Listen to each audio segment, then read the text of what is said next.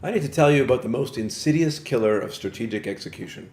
It's not bad ideas getting approved, and it's not incompetent teams or unrealistic timelines.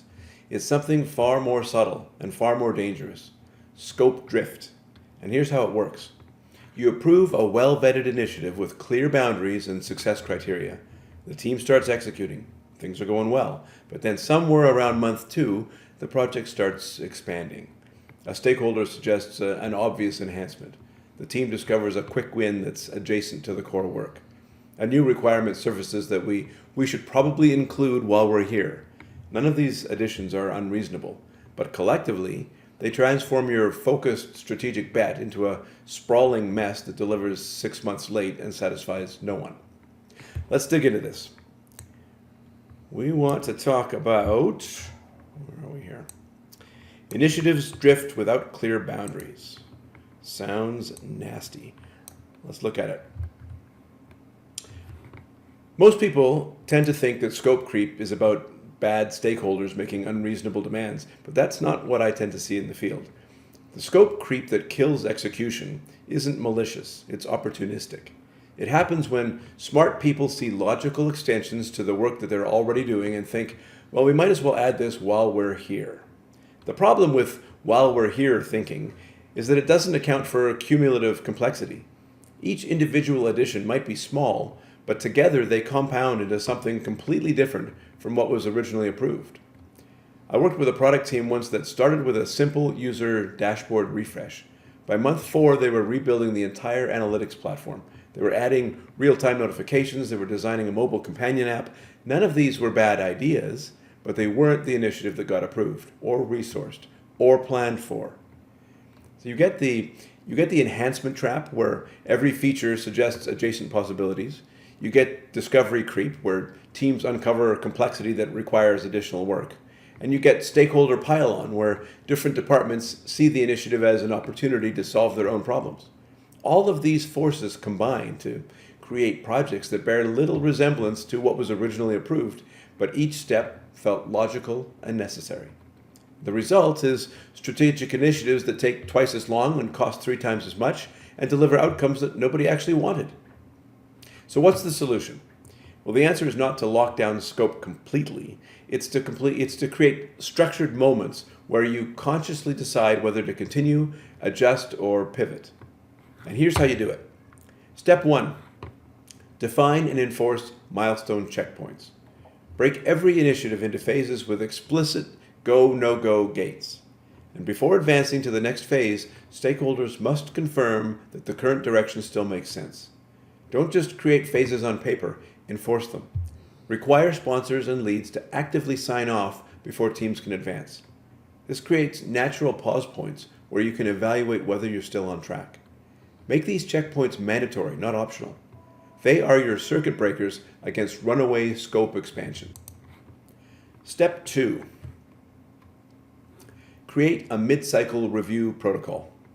At the halfway point of any significant initiative, ask this question. If we were starting this project today with what we know now, would we approve it in its current form? This isn't about judgment, it's about consciousness. Sometimes the answer is yes, and you continue with confidence. Sometimes the answer is no, and you need to adjust scope, pause, or pivot based on your findings. Schedule these reviews as formal checkpoints, not casual conversations. Treat them as strategic decision points and not just status updates.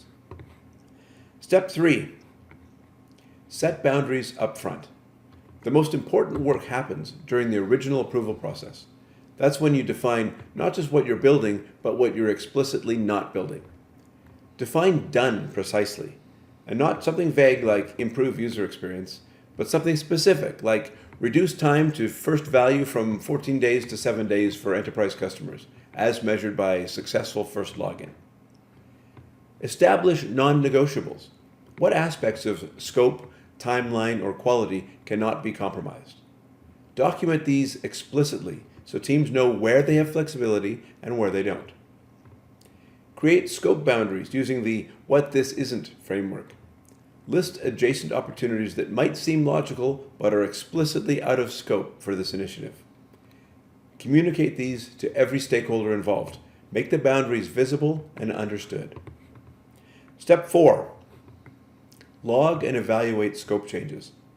When new requirements surface, and they will, don't just absorb them. Run them through a formal change evaluation process. Any new features or shifts must be documented and assessed.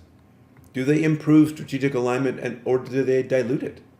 What's the impact on timeline and resources? What other work gets delayed? Document the trade-offs and updated risks when changes are approved. Make scope expansion visible and intentional rather than invisible and accidental. This is not about preventing all change. It's about making change conscious rather than unconscious. And then step 5, involve governance in significant drifts. For strategic initiatives, scope drift isn't just a project management problem, it's a portfolio problem. When individual projects expand beyond their boundaries, they consume resources that were allocated to other priorities. Create a policy where significant drift gets elevated to a governance body or a strategy team.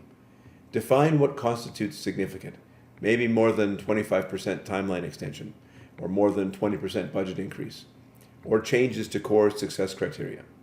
Use this escalation to protect portfolio focus and resource integrity.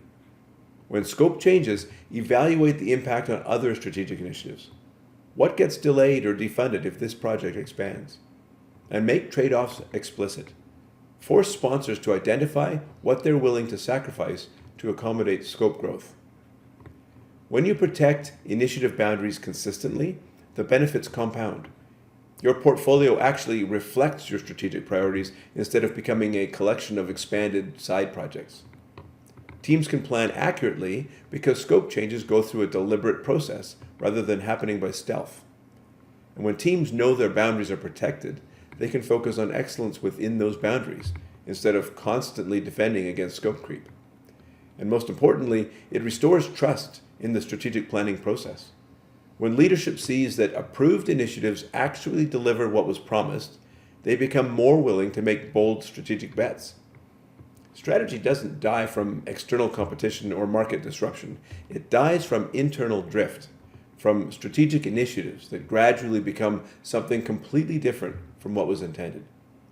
Protecting initiative boundaries is about focus, and focus in execution environments is the difference between breakthrough results and expensive mediocrity. The best execution teams don't prevent change, they manage change, and they do it consciously, strategically, and with full awareness of the trade-offs involved.